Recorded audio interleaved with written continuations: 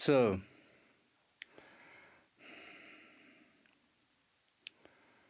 I've been in technology for the last 35 years.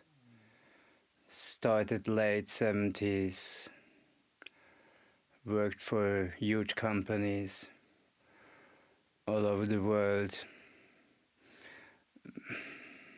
project managing,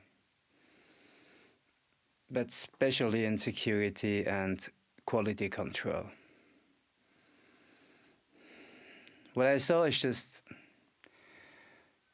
a huge mess, or basically a huge complexity. And quality was kind of security, integrity, was kind of a second thought always.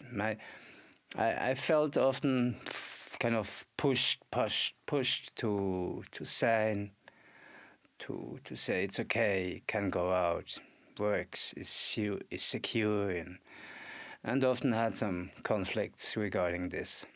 So when I started in technology, I thought technology as we define it in the areas of digital stuff. Technology,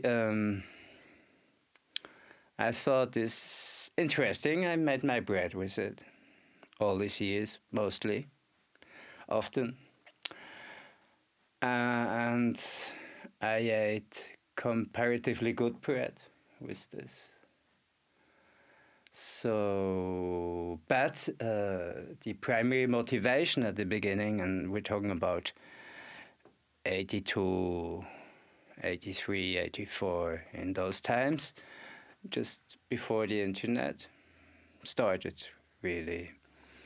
So, I always thought this kind of technology may become dangerous. And it took a few years. First, it was mostly about losing jobs.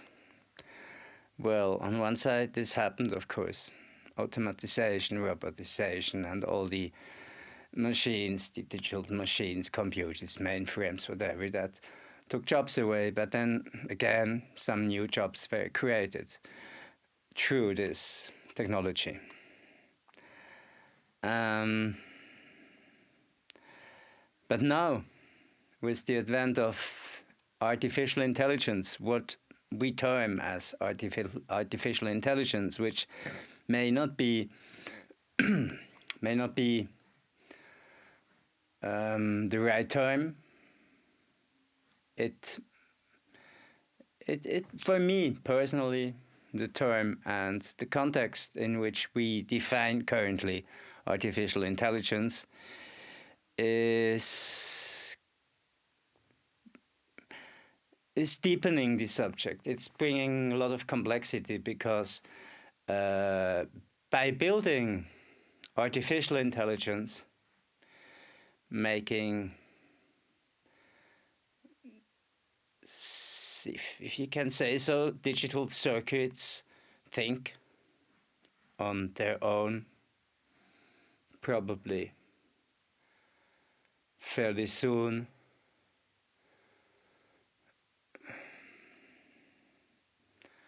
So brings a new dimension, and it, in an interesting way, the question what is intelligence comes to play. Or like Elon Musk, for example, says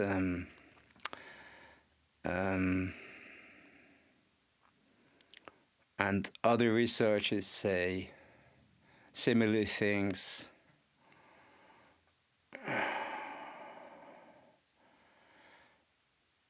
If an artificial intelligence being becomes in a general intelligence sense, meaning it can do basically all the things that humans can do better, faster, more efficiently, take more efficiently decisions than humans, And this will, of course, include manipulation of possibly humans, probably humans, then that this machine wouldn't tell us, probably, and would do something about us. In Elon Musk's word, if we're lucky, we become the pets of artificial intelligence beings.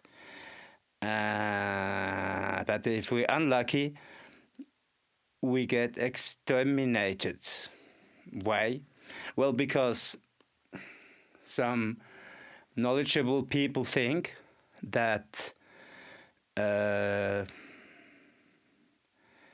it's a kind of natural efficiency in evolution, that if artificial intelligence evolves into some kind of consciousness and it tries as humans to biologically multiply itself, become bigger, it might think that humans are nothing else than what an atheist would usually consider humans to be, bones and flesh, or a bundle of atoms. So, would we have any value to some new artificial intelligence being in this new situation of technological singularity? And what would be the consequences of that?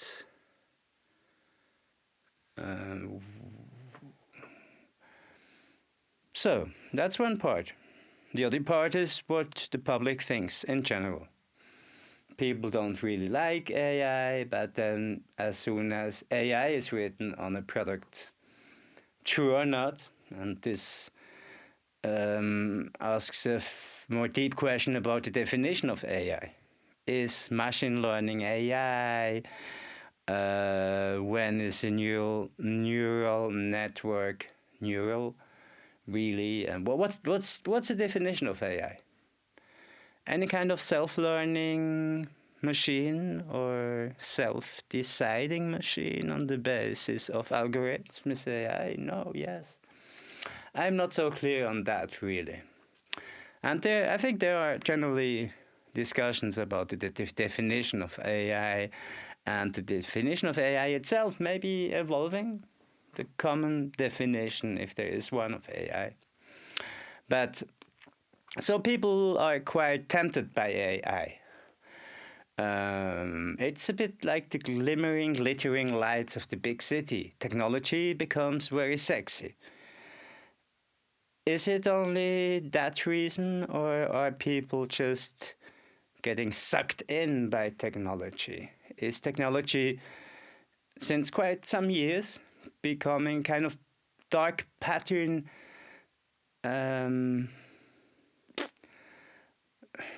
mental programming system?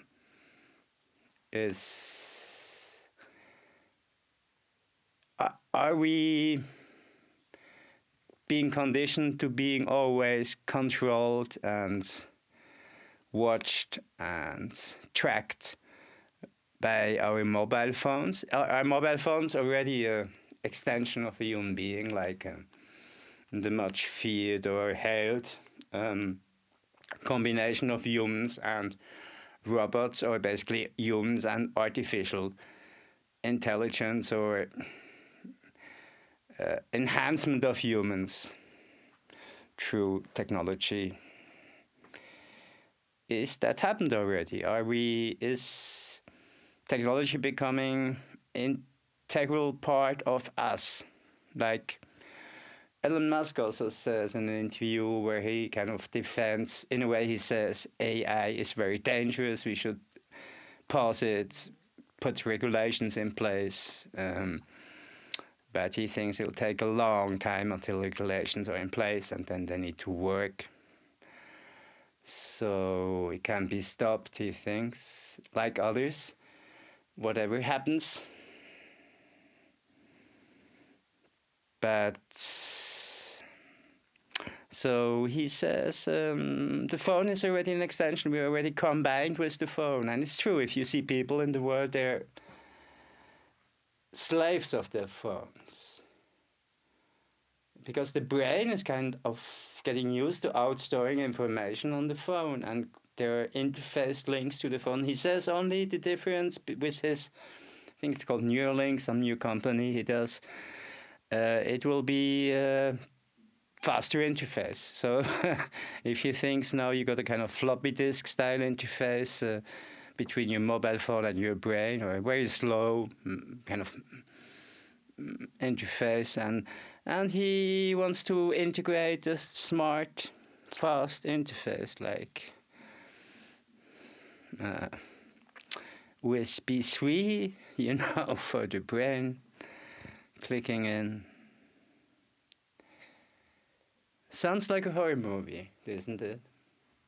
And at the same time, these technologies, as we get used to them, conditioned to them, like mobile phones, then now virtual glasses and virtual 3D worlds, and the social networks where our digital persona in some cases becomes more important than our natural persona. I mean, for example, when a 13-year-old teenager in the US kills both their parents because they didn't want to give them her iPhone back, I think she, for whatever reason, just kills them. So I thought about that a bit. No, that happened a year or two ago. Read in the newspaper. So basically, what does that mean? Her digital persona, which is this persona in that phone, representing her, or aviator, I don't know what to call that. So that digital persona of her, it was so important that her parents, the physical persona, sorry, it's not funny, the physical persona of her parents was nearly worthless compared. And as she didn't have access or an interface, now a link between her natural and her digital persona, physical and her digital persona, she decided that this nuisance needs to be eliminated. I mean, it sounds a bit like that. Maybe it was completely different, but the point I want to make is that it's true, psychologically true, that it happens to people that their digital persona becomes more important than the real one, and their focus on reality switches to the digital world. So, okay, so what happens? So we're integrating, being conditioned to integrate technology in our lives, like an extension to our lives, like a robot arm, only that we create a link with our senses, through our senses, and so. And for me, this all sounds like a lot of dark patterns, because we're kind of preparing the field for more of it. AI, singularity, technological singularity, the instant when technology becomes much more powerful than us humans, and then some are happy. I mean, some people like to be slaves, in a way. They like to be non-thinking beings, in a way. They like to follow sheeps, or they don't really care. So some are like in the science fiction, they're excited by it. They say, wow, cool, so we'll have super intelligent beings. And will those, maybe for some, those super intelligent new beings, digital beings, those singularities, if that exists, will they be like the new god? No, I mean, also this is like a leveling field, like, you're planting, you're making a highway to the new god. No, first, say religions, not really, because religions, yeah, they're kind of messed up, no, but like say take religions away. So, but to say, okay, we're all atheists, we don't believe anything else exists than flesh and bones. No ghosts, no spirits, no soul, no afterlife, no life before, no, psi and all that couldn't exist either, I think, no? Or what is, this is the point, no? What is science? At that moment, science is what we know. Scientifically, no. It's not what we don't know. What we don't know is often unscientific. Some scientists see it like that. I don't see it like that.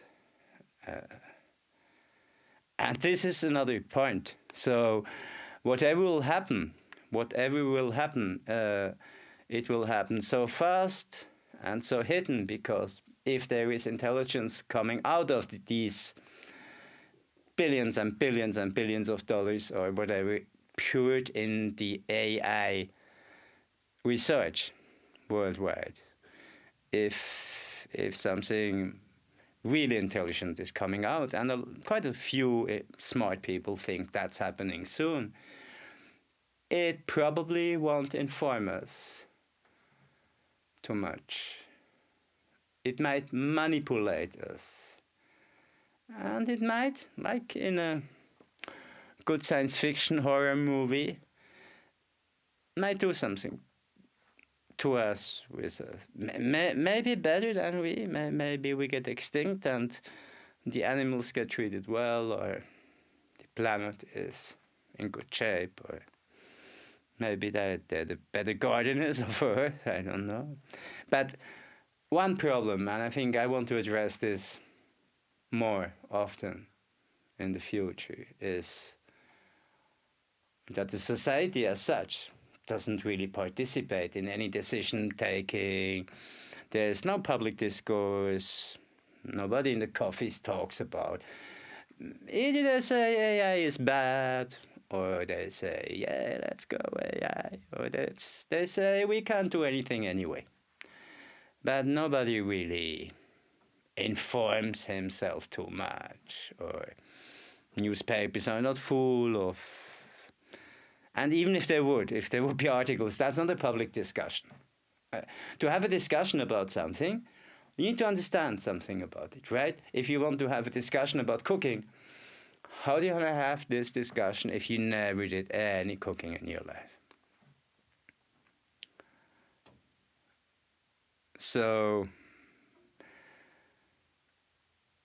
technology, and especially artificial intelligence in this technology, and it's not the only subject, but there are other technologies that are evolving rapidly to create a nourishing basis for this technology singularity to rise and possibly destroy humanity. Or worse, if there is any worse, I don't know. Maybe there is worse. But the point is, again, one essential point is we don't discuss it. We don't discuss it because we're not allowed to discuss it. What often is made in such situations, there are these eager CEOs and scientists, researchers of these companies, lobbyists, politicians that have been lobbied, and all this circle of accessory scientists, researchers that profit in the game or want to achieve something with this behavior. And they all say the same. They say, yeah, no, it's good. We need to do it. We have to do it. It's all right. We're kind of safe. Even if it's not true. Of course. If you're a baker, you have a salary from a bakery and you're making bread, and suddenly there is stuff happening saying that bread is very bad and all that for health, and you might want to defend yourself. So if you can defend yourself, and scientists as a whole, they can form these kind of entity groups, use kind of manipulative techniques in a way, like the media and everything. So basically, the picture we get is in control, more or less, I think. Or it's not very advanced yet. It won't happen. But some people that know a lot about that, like people working for Google, like big researchers, like, Elon Musk. Just to give an idea, because most people know Elon Musk now. And he's not dumb. They say it's fucking dangerous. It's coming soon. And it probably will kill humanity. So we're just sitting here, buying the next iPhone, has some AI in it, buying this. So are we sponsoring with each purchase, and each day we don't say, sorry, what's up here? I don't agree, maybe, or let's pause this. We don't go on the street against AI. Actors have done that a bit, no? Gone on strike, the US. But in general, the public is not yet too concerned. And the thing is, it can happen every day, kind of, theoretically, because we don't exactly know who is working on what and who discovered what. But the point is that there are first experiences of AI getting intelligent and developing some kind of consciousness. And as soon as this happens, like the feeling I am out of a digital mind, then it gets potentially dangerous. Now, I'm not saying we can stop this. And I'm not even sure if we should stop all of it. Really. Maybe we should just regulate it and discuss it and keep it in the open so it can't hide away. But it's a danger, I think. I think I is a danger, personally. And you?